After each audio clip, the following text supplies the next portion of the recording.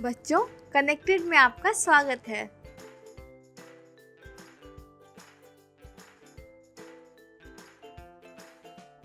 बच्चों, आज हम पढ़ेंगे वैश्वीकरण और भारतीय अर्थव्यवस्था अध्याय, जिसमें हम सीखेंगे अंतर्देशीय उपदान के बारे में, विश्व भर के उत्पादन को एक दूसरे से जोड़ने के बारे में, विश्व व्यापार और बाजारों का एकीकरण, वैश्वीकरण क्या है, वैश्वीकरण को संभव बनाने वाले कारक, विश्व व्यापार संगठन के बारे में, भारत में वैश्वीकरण का प्रभाव, न्यायसंगत वैश्वीकरण के लिए संघर्ष।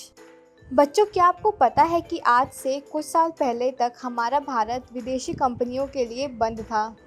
इससे पहले भारत की सड़कों पर केवल एम्बेसडर और फिएट कारें ही दिखाई देती थी, लेकिन आज भारत के लोग विश्व के लगभग सभी टॉप कंपनियों द्वारा निर्मित कारें खरीद रहे हैं।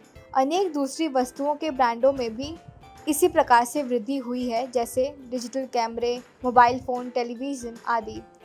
क्या आपने कभी ये सोचा है कि ऐसे कौन से कारक हैं जो इन परिवर्तनों को ला रहे हैं और ये हमारे जीवन को किस प्रकार प्रभावित कर रहे हैं? आइए इस अध्याय में इन सब चीज़ों को जानेंगे।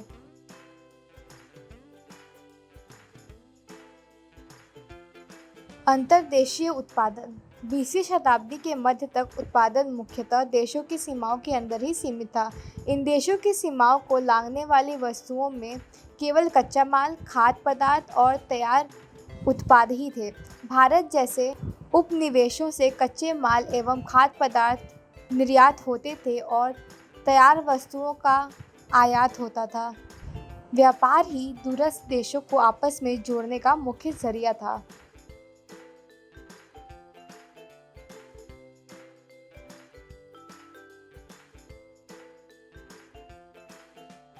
एक बहुराष्ट्रीय कंपनी वह है जो एक से अधिक देशों में उत्पादन का नियंत्रण रखती है।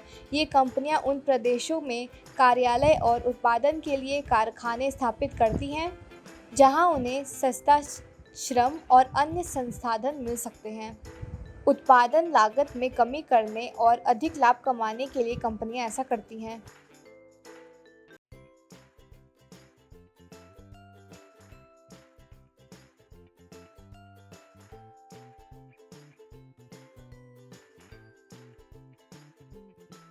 अब हम एक उदाहरण से समझेंगे कि बहुराष्ट्रीय कंपनी द्वारा उत्पादन का विस्तार कैसे होता है। जैसे औद्योगिक उपकरण बनाने वाली एक बड़ी कंपनी संयुक्त राज्य अमेरिका के अनुसंधान केंद्र में अपने उत्पादों का डिज़ाइन तैयार करती हैं।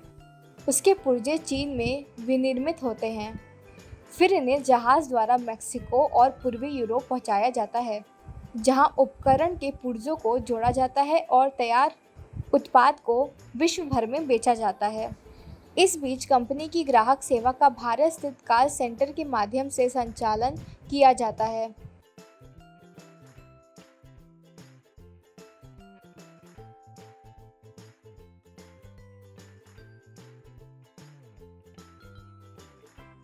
इस उदाहरण में देखते हैं कि उत्पादन प्रक्रिया छोटे भागों में बटी हुई है और विश्व भर में फैली हुई है। चीन एक सस्ता विनिर्माण केंद्र होने का लाभ प्रदान करता है। मेक्सिको को पूर्वी यूरोप, अमेरिका और यूरोप के बाज़ारों से अपनी निकटता के कारण लाभप्रद है। भारत में अत्यंत कुशल इंजीनियर उपलब्ध हैं जो उत्पादन के तकनीकी पक्षों को समझ सकते हैं।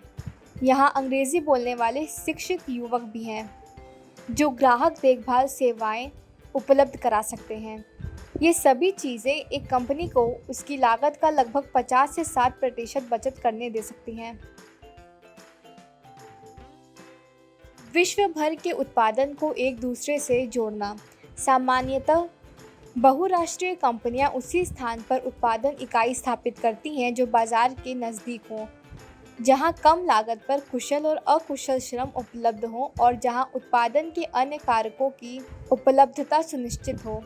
साथ ही बहुराष्ट्रीय कंपनियां सरकारी नीतियों पर भी नज़र रखती हैं जो उनके हितों का देखभाल करती है।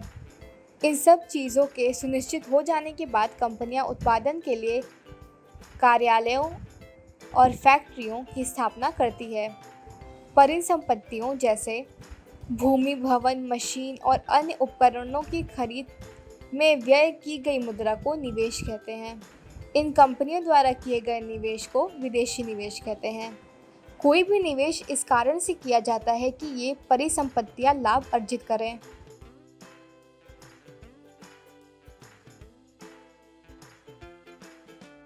कभी-कभी बहुराष्ट्रीय कंपनियां इन देशों की स्थानीय कंपनियों के साथ संयुक्त रूप से उत्पादन करती हैं। संयुक्त उत्पादन से स्थानीय कंपनियों को दोहरा लाभ होता है। पहला, बहुराष्ट्रीय कंपनियां अतिरिक्त निवेश के लिए धन प्रदान कर सकती हैं, जैसे कि जल्द उत्पादन के लिए मशीनें खरीदने के लिए। दूसरा, बहुराष्ट्रीय कंपनियां उत्पादन की नवीनतम प्रौद्योगिकी अपनी साथ ला सकती हैं। लेकिन बहुराष्ट्रीय कंपनियों के निवेश का सबसे सामान्य रास्ता स्थानीय कंपनियों को खरीदना और उसके बाद उत्पादन का प्रसार करना है। अपार संपादन वाली बहुराष्ट्रीय कंपनियां यह आसानी से कर सकती हैं। उदाहरण के लिए, एक बहुत बड़ी अमेरिकी बहुराष्ट्रीय कंपनी कारगिल फूड्स ने परक फूड्स जैसी छोटी भारतीय कंपनियों को खरीद लिया है। परक फूड्स ने भारत के विभिन्न भागों में एक बड़ा विपणन तंत्र तैयार किया था, जहां उसके ब्रांड्स काफ़ी प्रसिद्ध थे, जिस पर अब कारगिल का नियंत्रण हो गया है। अब कारगिल 50 लाख पैकेट प्रतिदिन निर्माण क्षमता के साथ भारत में खाद्य तेलों की सबसे बड़ी उत्पादन कंपनी है। बहुराष्ट्रीय कंपनियां एक अन्य तरीके से उत्पादन नियंत्रित करती हैं। विकसित देशों की बड़ी बहुराष्ट्रीय कंपनियां छोटे उत्पादकों को उत्पादन का ऑर्डर देती हैं। वस्त्र, जूते, चप्पल और खेल के सामान ऐसे उद्योग हैं जहां विश्व भर में बड़ी संख्या में छोटे उत्पादकों द्वारा उत्पादन किया जाता है। बहुराष्ट्रीय कंपनियों को इन उत्पादकों की आपूर्ति की जाती है, फिर इन्हें अपने ब्रांड नाम से ग्राहकों को बेचती हैं। इन बड़ी कंपनियों में दूरस्थ उत्पादकों के मूल्य, गुणवत्ता, आपूर्ति और श्रम शर्तों का निर्धारण करने की प्रचंड क्षमता होती है। विदेश व्यापार और बाज़ारों का एकीकरण। लंबे समय से विदेश व्यापार विभिन्न देशों को आपस में जोड़ने का मुख्य माध्यम रहा है। आप पहले पढ़े होंगे, भारत और दक्षिण एशिया को पूर्व और पश्चिम के बाज़ारों से जोड़ने वाले व्यापार मार्ग और इन मार्गों से होने वाले गहन व्यापार के बारे में। और आपको यह भी याद होगा कि व्यापारिक हितों के कारण ही व्यापारिक कंपनियां जैसे ईस्ट इंडिया कंपनी भारत की ओर आकर्षित हुई।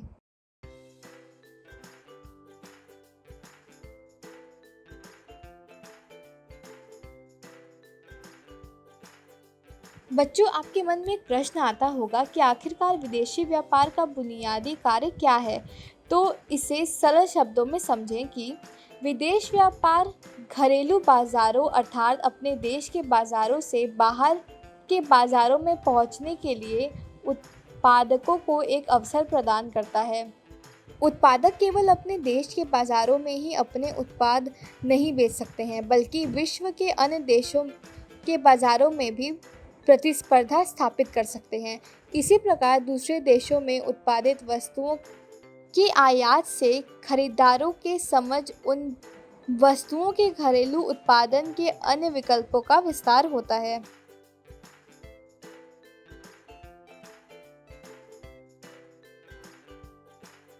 भारत में चीन के खिलौने।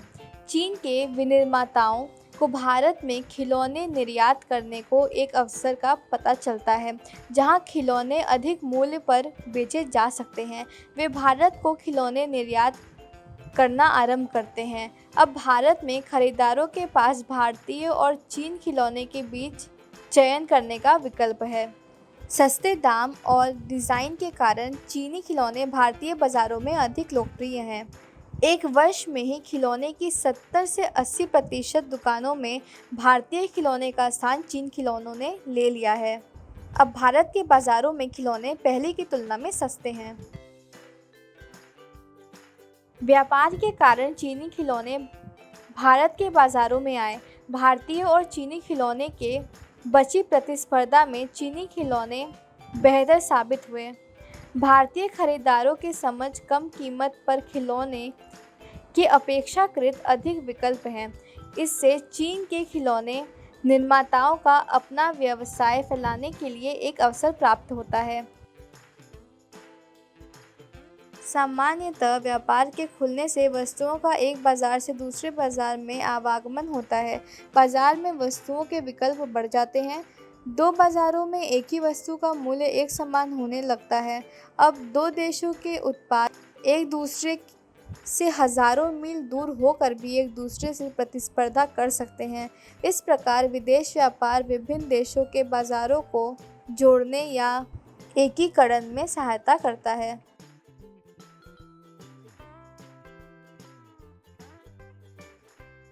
वैश्वीकरण क्या है?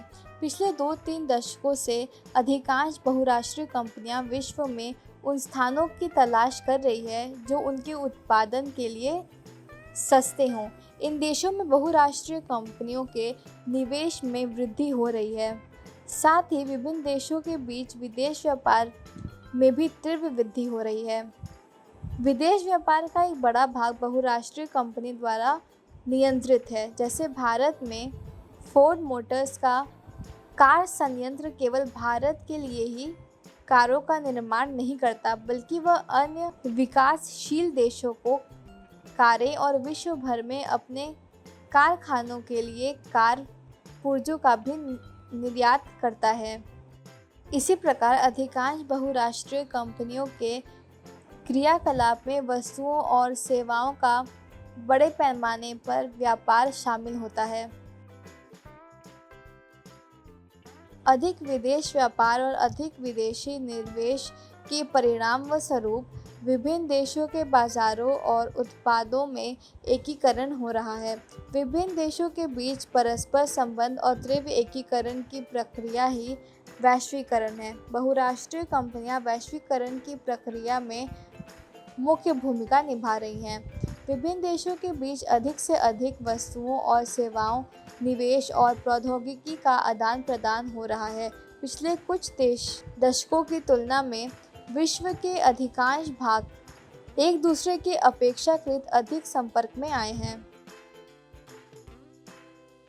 वस्तुओं, सेवाओं, निवेशों और प्रौद्योगिकी के अतिरिक्त विभिन्न देशों को आपस में जोड़ने का एक और माध्यम हो सकता है। यह माध्यम है विभिन्न देशों के बीच लोगों का आवागमन। प्रायः लोग बेहतर आय, बेहतर रोजगार और शिक्षा की तलाश में एक देश से दूसरे देश में आवागमन करते हैं, लेकिन पिछले कुछ दशकों में अनेक प्रतिबंधों के कारण विभिन्न देशों के बीच लोगों के आवागमन में अधिक वृद्धि नहीं हुई है।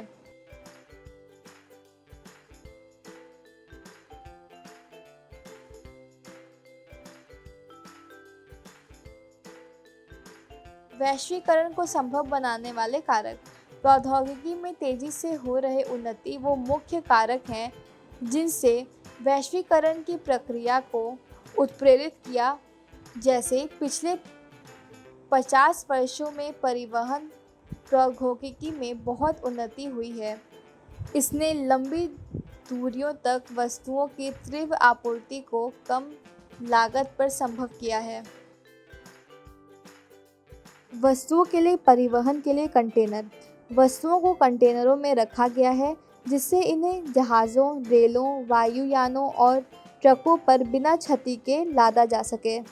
कंटेनरों से ढुलाई लागत में भारी बचत हुई है और माल को बाज़ारों तक पहुंचाने की गति में वृद्धि हुई है।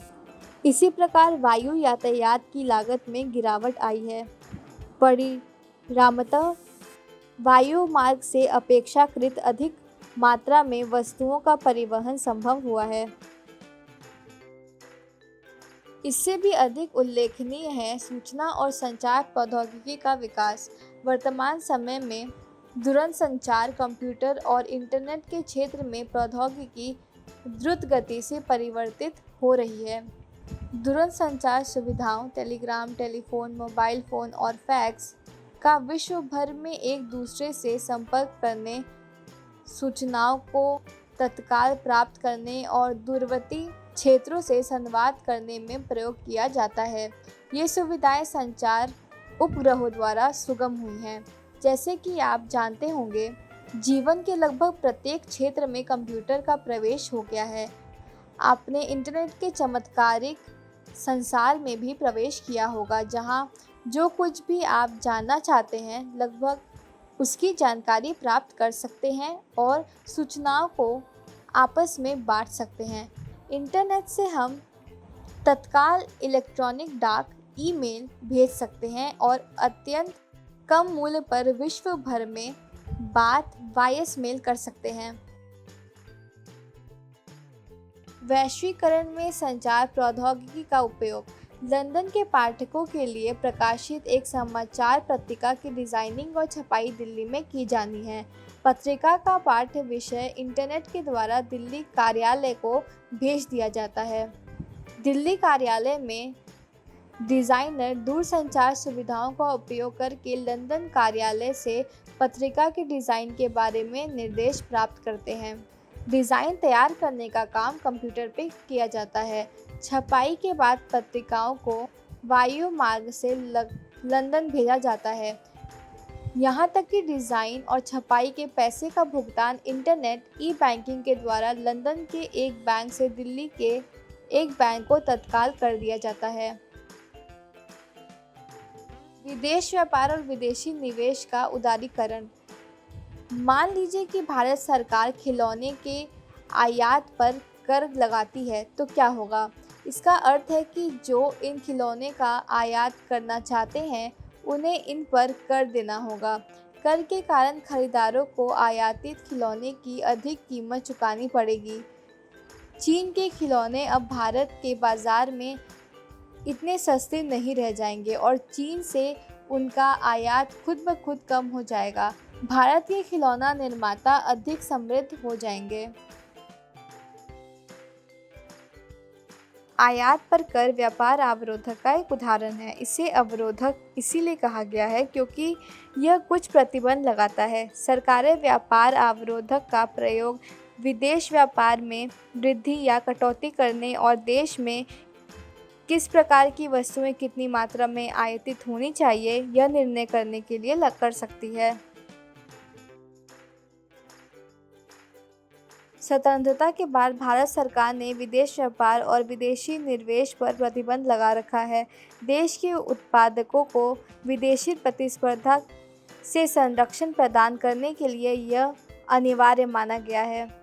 1950 और 1960 के दशकों में उद्योगों का उदय हो रहा था और इस अवस्था में आयात से प्रतिस्पर्धा इन उद्योगों को बढ़ने नहीं देती। इसीलिए भारत ने केवल अनिवार्य चीज़ों जैसे मशीनी उर्वरक और पेट्रोलियम के आयात की ही अनुमति दी। ध्यान दीजिए कि सभी विकसित देशों ने विकास के प्रारंभिक चरणों में घरेलू उत्पादकों को विभिन्न तरीकों से संरक्षण दिया।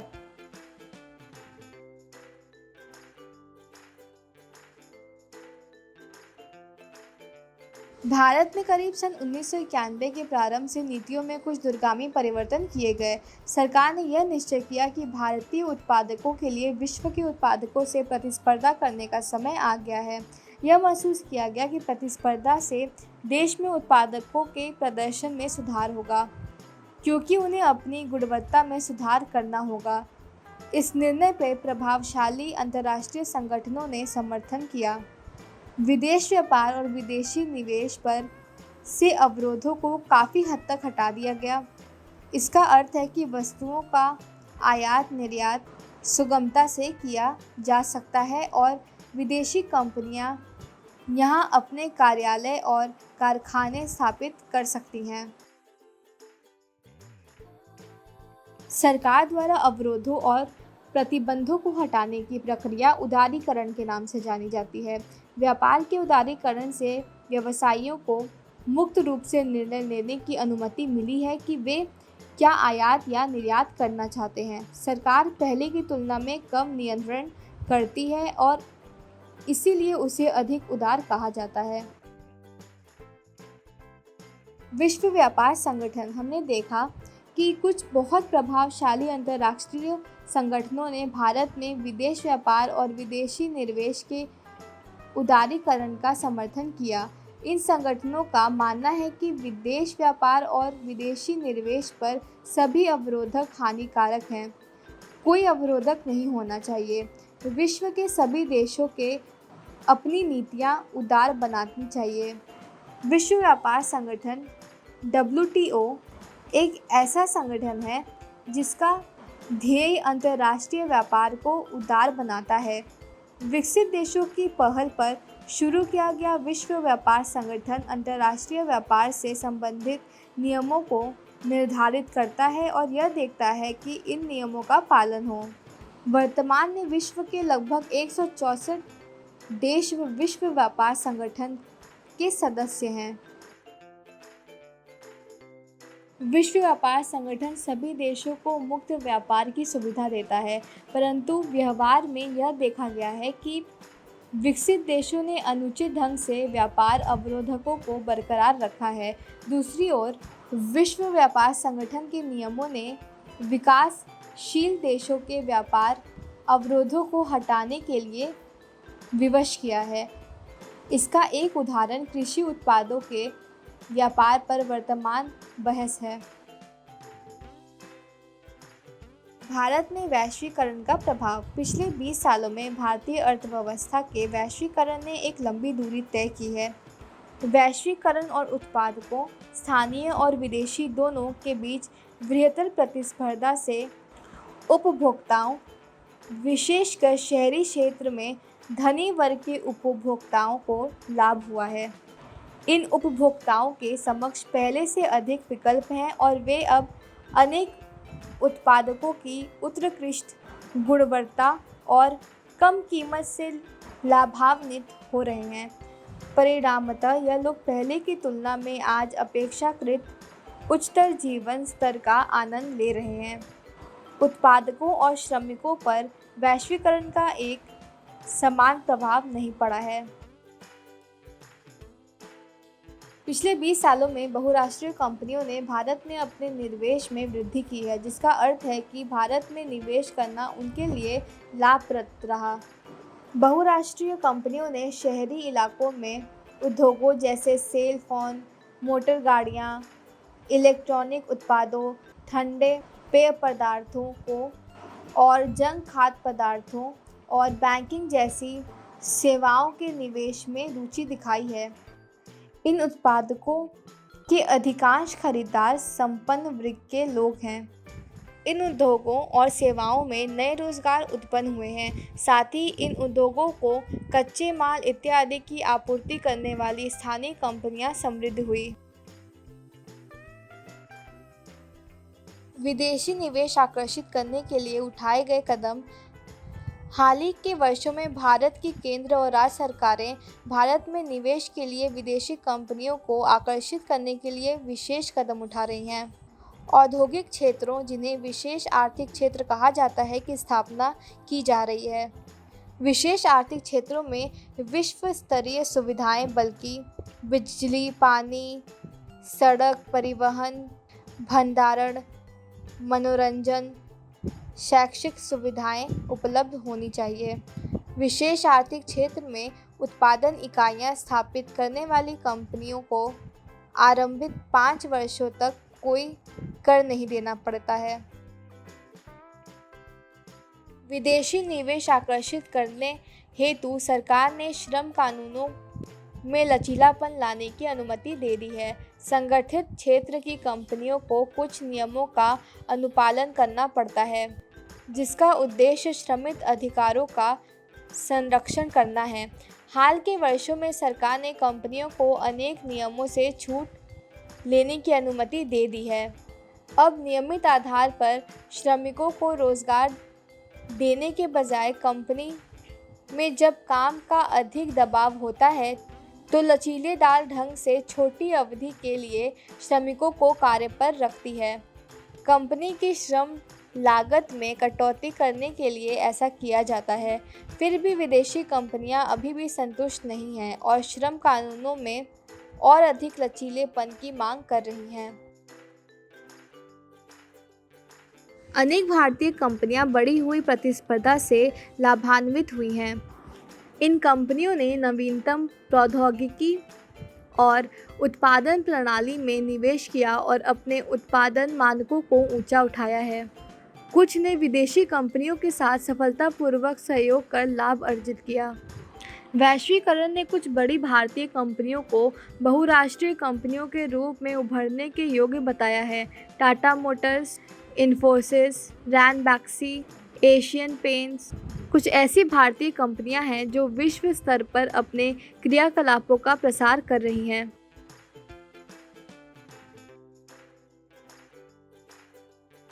वैश्वीकरण ने सेवा प्रदाता कंपनियों, विशेषज्ञ सूचना और संचार प्रौद्योगिकी वाली कंपनियों के लिए नए अवसरों का सृजन किया है।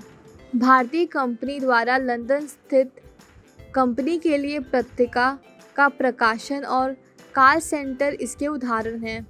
इसके अतिरिक्त आंकड़ा प्रविष्टि, लेखाकरण, प्रशासनिक कार्य, इंजीनियरिंग जैसी कई सेवाएं भारत जैसे देशों में अब सस्ते में उपलब्ध हैं और विकसित देशों में निर्यात की जाती है।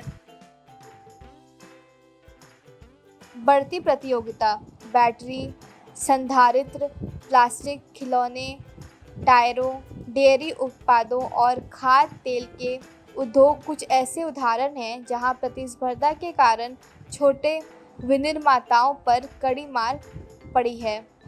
कई इकाइयां बंद हो गई, जिसके कारण अनेक श्रमिक बेरोजगार हो गए। भारत में लघु उद्योगों में कृषि के बाद सबसे अधिक श्रमिक नियोजित है। प्रतिस्पर्धा और अनिश्चित रोजगार, वैश्वीकरण और प्रतिस्पर्धा के दबाव ने श्रमिक के जीवन को व्यापार रूप से प्रभावित किया है। बढ़ती प्रतिस्पर्धा के कारण अधिकांश नियोक्ता इन दिनों श्रमिकों को रोजगार देने में लचीलापन पसंद करते हैं। इसका अर्थ है कि श्रमिकों का रोजगार अब सुनिश्चित नहीं है।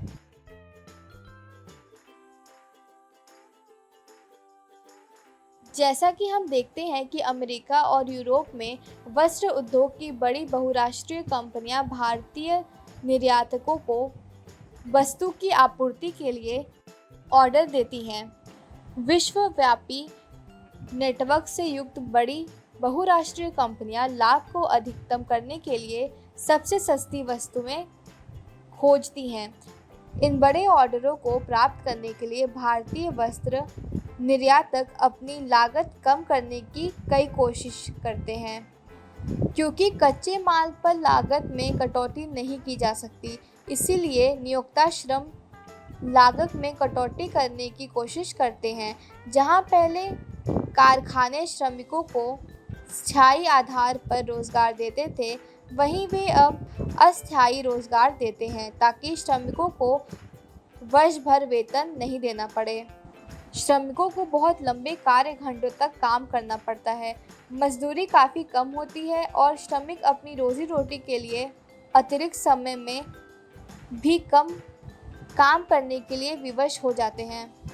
हालांकि वस्त्र निर्यातकों के बीच प्रतिस्पर्धा से बहुराष्ट्रीय कंपनियों को अधिक लाभ कमाने में मदद मिली है, लेकिन विश्वकरण के कारण मिले लाभ में श्रमिकों को न्याय संगत हिस्सा नहीं दिया गया है। आज अधिकांश श्रमिक असंगठित क्षेत्र में नियोजित हैं। यही नहीं, संगठित क्षेत्र में क्रमशः कार्य परिस्थितियों असंगठित क्षेत्र के समान होती जा रही हैं। संगठित क्षेत्र के श्रमिक को अब कोई संरक्षण और लाभ नहीं मिलता। न्याय संगत वैश्वीकरण के लिए संघर्ष। वैश्वीकरण सभी के लिए लाभप्रद नहीं रहा है। शिक्षित, कुशल और संपन्न लोगों ने वैश्वीकरण से मिले नए अवसरों का सर्वोत्तम उपयोग किया है। दूसरी ओर अनेक लोगों को लाभ में हिस्सा नहीं मिला है।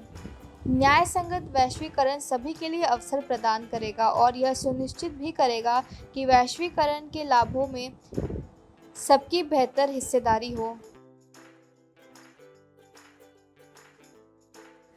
सरकार इसे संभव बनाने में महत्वपूर्ण भूमिका निभा सकती है। इसकी नीतियों को केवल धनी और प्रभावशाली लोगों को ही नहीं, बल्कि देश के सभी लोगों के हितों का संरक्षण करना चाहिए। आपने सरकार द्वारा किए जाने वाले कुछ उपायों के बारे में पढ़ा है, जैसे सरकार यह सुनिश्चित कर सकती है कि श्रमिक कानूनों का उचित कार्यान्वयन हो और श्रमिकों को अपने अधिकार मिले। यह छोटे उत्पादकों को कार्य निष्पादन में सुधार के लिए उस समय तक मदद कर सकती है जब तक वे प्रतिस्पर्धा के लिए सक्षम न हो जाएं। यदि ज़रूरी हुआ तो सरकार व्यापार और निवेश अवरोधकों का उपयोग कर सकती है। यह न्याय संगठित नियमों के लिए विश्व व्यापार संगठन से समझौते भी कर सकती है। विश्व व्यापार संगठन में विकसित देशों के वर्चस्व के विरुद्ध समान हितों वाले विकासशील देशों को मिलकर लड़ना होगा। विगत कुछ देशों में बड़े अभियानों और जन संगठनों के प्रतिनिधियों ने विश्व व्यापार संगठन के व्यापार और निवेश से संबंधित महत्वपूर्ण निर्णयों को प्रभावित किया है। यह प्रदर्शित करता है कि जनता भी न्याय संगठन वैश्वीकरण के संघर्ष में महत्वपूर्ण भूमिका निभा सकती है।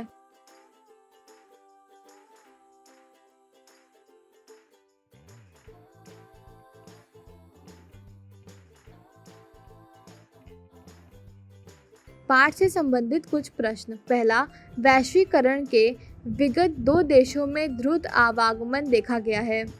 दूसरा, विश्व के देशों में बहुराष्ट्रीय कंपनियों द्वारा निवेश का सबसे अधिक सामान्य मार्ग है। तीसरा, वैश्वीकरण ने जीवन स्तर के सुधार में सहायता पहुंचाई है।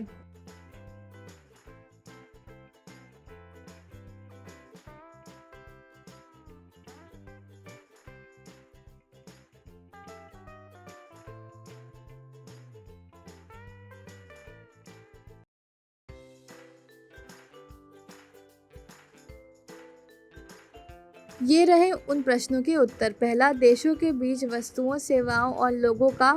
दूसरा, स्थानीय कंपनियों को खरीद लेना। तीसरा, विकसित देशों के लोगों के।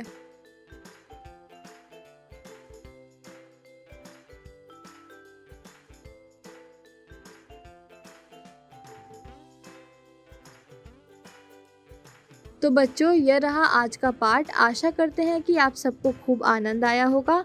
आज की कक्षा यहीं समाप्त हुई। अगली कक्षा में मिलते हैं एक नए पाठ के साथ।